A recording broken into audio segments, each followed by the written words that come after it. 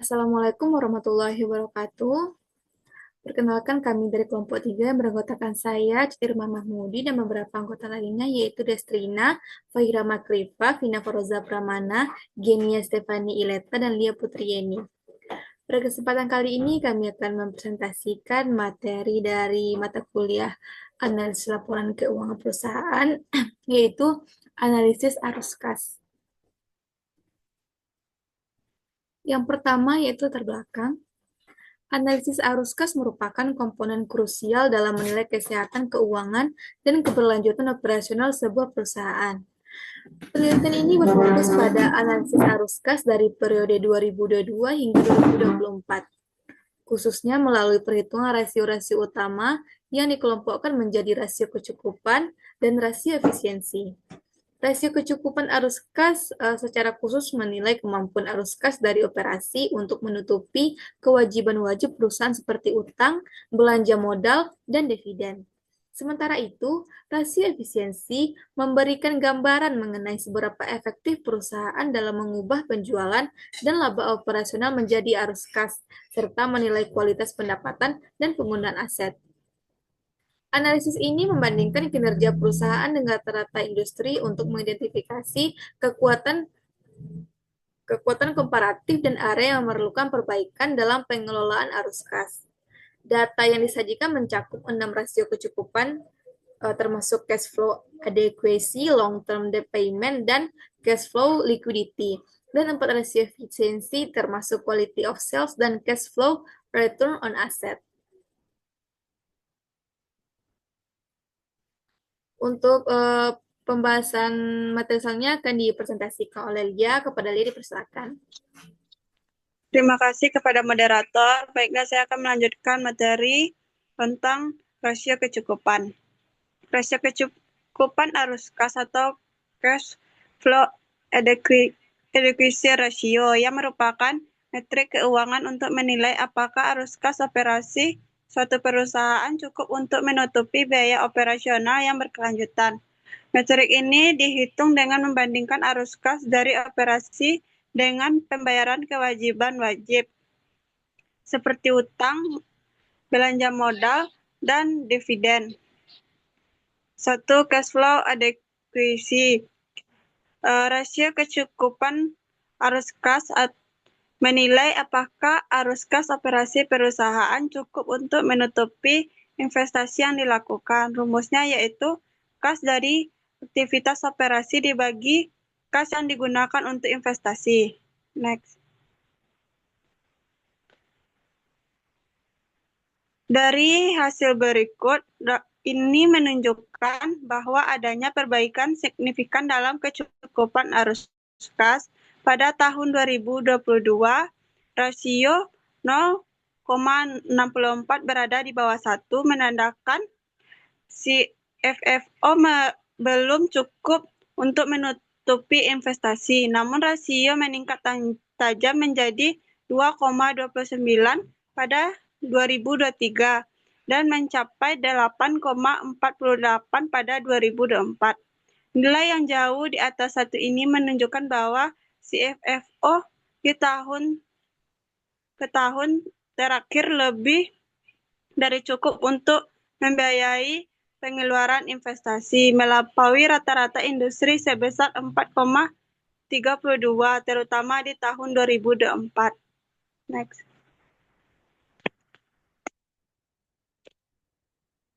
Selanjutnya yaitu long term debt payment. Rasio ini mengukur porsi kas dari aktivitas operasi yang digunakan untuk membayar utang jangka panjang. Rumusnya yaitu pembayaran utang jangka panjang dibagi CFFO. Berikut hasil perhitungannya. Dapat kita lihat bahwa terdapat tren penurunan signifikan dalam rasio ini dari 0,47 pada tahun 2022 dan 0,16 pada 2023. Puncaknya pada tahun 2024, rasio menjadi 0, yang berarti perusahaan tidak menggunakan CFFO-nya untuk pembayaran utang jangka panjang pada tahun tersebut.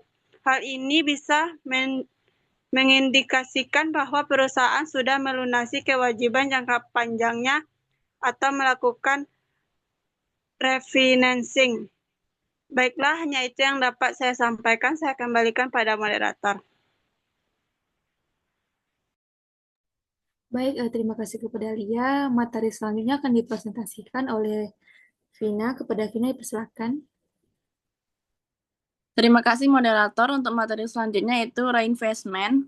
Rasio reinvestment menunjukkan porsi kas dari aktivitas operasi atau CFFO yang digunakan untuk pembelian aset. Rumusnya yaitu reinvestment sama dengan pembelian aset dibagi CFFO. Berikut hasil perhitungannya bisa dilihat pada tabel yang dipaparkan. Pada tahun 2022, rasio adalah 1,56 yang berarti pembelian aset melebihi CFFO. Sebaliknya, terjadi tren penurunan drastis hingga mencapai 0,44 pada 2023 dan hanya 0,12 pada 2024. Penurunan ini menunjukkan bahwa di tahun 2024 hanya sebagian kecil CEFFO yang digunakan untuk investasi aset kembali, dan rasio ini berada di bawah rata-rata industri yang sebesar 0,23. Next. Yang D, dividend payout. Rasio dividen payout mengukur proporsi kas dari aktivitas operasi atau CFFO yang dialokasikan untuk pembayaran dividen. Rumusnya DV payout sama dengan dividen dibayar dibagi CFFO. Berikut hasil perhitungannya bisa dilihat pada tabel yang dipaparkan. Pada 2022 rasio adalah 1,06 mengidentifikasi bahwa pembayaran dividen melebihi CFFO. Namun, perusahaan mulai menerapkan kebijakan dividen yang lebih konservatif, dibuktikan dengan penurunan rasio menjadi 0,52 pada 2023 dan hanya 0,11 pada 2024. Rasio payout tahun 2024 ini jauh di bawah rata-rata industri sebesar 0,29, menunjukkan bahwa sebagian besar CFFO dipertahankan di dalam perusahaan. Terima kasih yang dapat saya sampaikan. Saya kembalikan kepada Baik, terima kasih Vina. Untuk materi selanjutnya akan dipresentasikan oleh Geni. Kepada Geni, dipersilakan.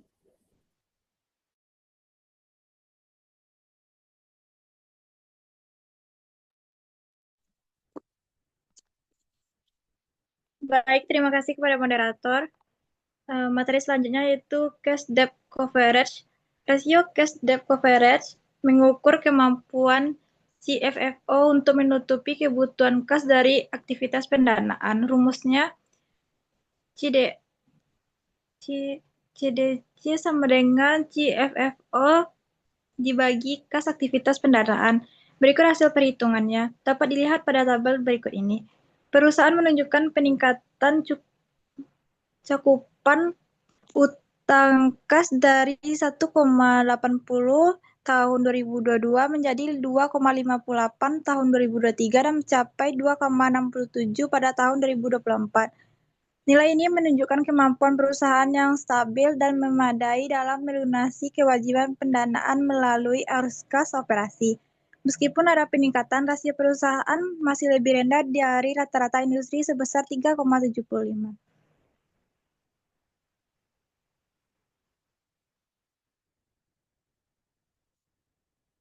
Selanjutnya yaitu cash flow liquidity.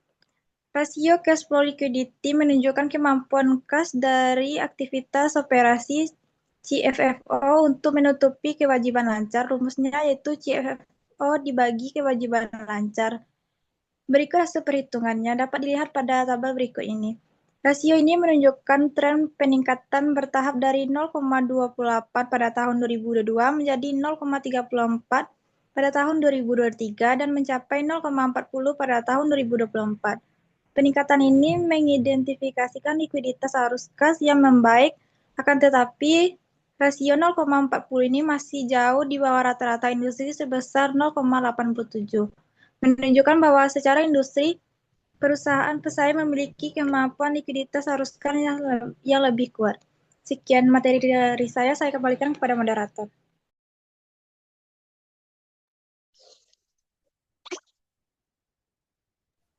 Baik, terima kasih kepada Geni. Untuk presentasi materi selanjutnya akan dibacakan oleh Desrina. Kepada Desrina, dipersilakan. Baik, terima kasih kepada moderator. Selanjutnya yaitu rasio efisiensi atau efisiensi ratios. Rasio efisiensi menjelaskan bagaimana perusahaan menghasilkan cash flow dari operasi tertentu dan untuk menemukan sebab adanya perbedaan antara net income dengan cash flow yang dilakukan dengan analisis kualitas penjualan dengan analisis kualitas pendapatan. Rasio-rasio ini meliputi yang pertama yaitu quality of sale atau cash flow to sales. Rasio quality of sales mengukur efisiensi perusahaan dalam menghasilkan cash dan dari aktivitas operasi atau CFFO dari penjualan bersih. Rumusnya yaitu quality of sales sama dengan CFFO dibagi penjualan bersih. Next.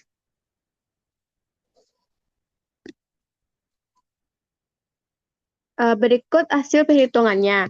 Dapat kita lihat pada tabel, rasio ini menunjukkan tren kenaikan yang kecil dari 0,03 di tahun 2022 menjadi 0,05 di tahun 2023 dan mencapai 0,06 pada tahun 2024.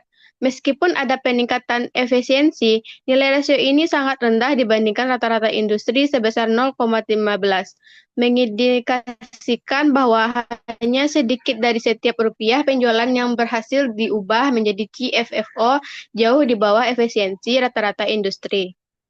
Next. Selanjutnya yaitu Operation Index.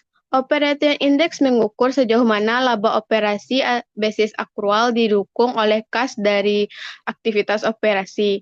Rumusnya yaitu CFFO dibagi laba operasi. Berikut hasil perhitungannya. Dapat kita lihat dari tabel, mirip dengan QoS, rasio ini sangat rendah, berkisaran antara 0,03 tahun 2022 hingga 0,04 tahun 2024.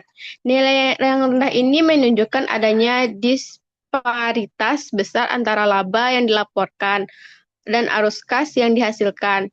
Rasio ini secara signifikan jauh di bawah rata-rata industri, yaitu 1,57, menyeratkan adanya isu dalam kualitas pendapatan atau pengelolaan modal kerja yang menyerap kas. Sekian dari saya kembalikan kepada moderator.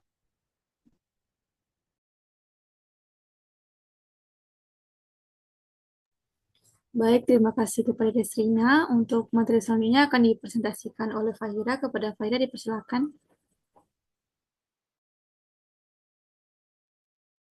Terima kasih kepada moderator. Materi selanjutnya yaitu cash flow return on asset.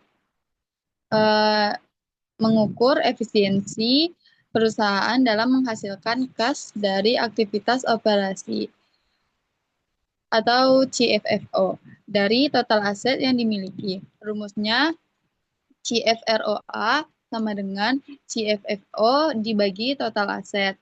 Berikut hasil perhitungannya. Rasio ini menunjukkan tren peningkatan yang baik dari 0,04 di 2022 menjadi 0,08 di 2023 dan 0,10 di 2024. Peningkatan ini menunjukkan aset perusahaan semakin produktif dalam menghasilkan arus kas. Namun, rasio 0,10 ini masih jauh di bawah rata-rata industri, sebesar 0,32, menandakan bahwa aset perusahaan kurang efisien dibandingkan aset pesaing industri. Next.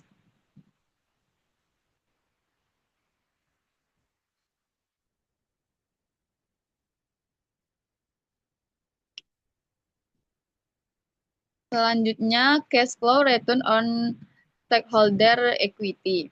Mengukur kemampuan perusahaan untuk menghasilkan kas dari aktivitas operasi atau CFFO untuk setiap rupiah yang diinvestasikan oleh pemegang saham atau ekuitas. Rumusnya CFROE sama dengan CFFO total ekuitas CFFO dibagi total ekuitas. Berikut hasil perhitungannya.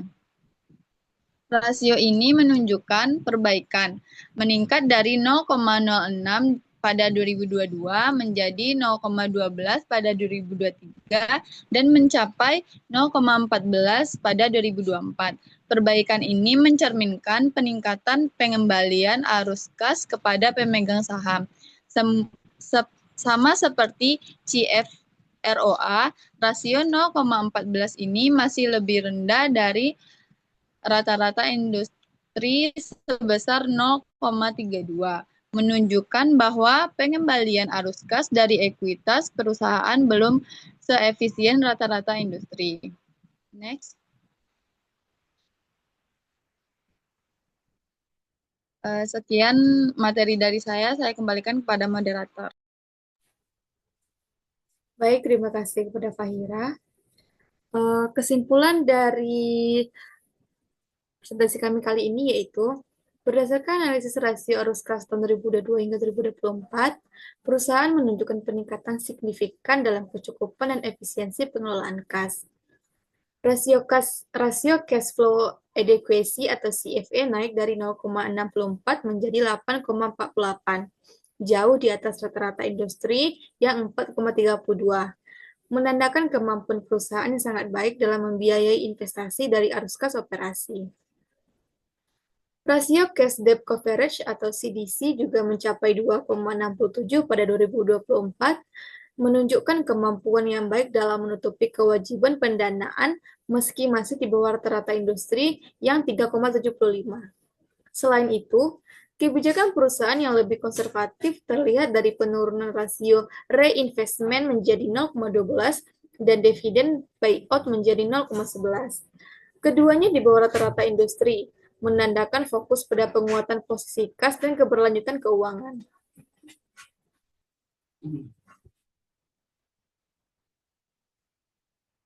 Tantangan efisiensi kas relatif terhadap industri.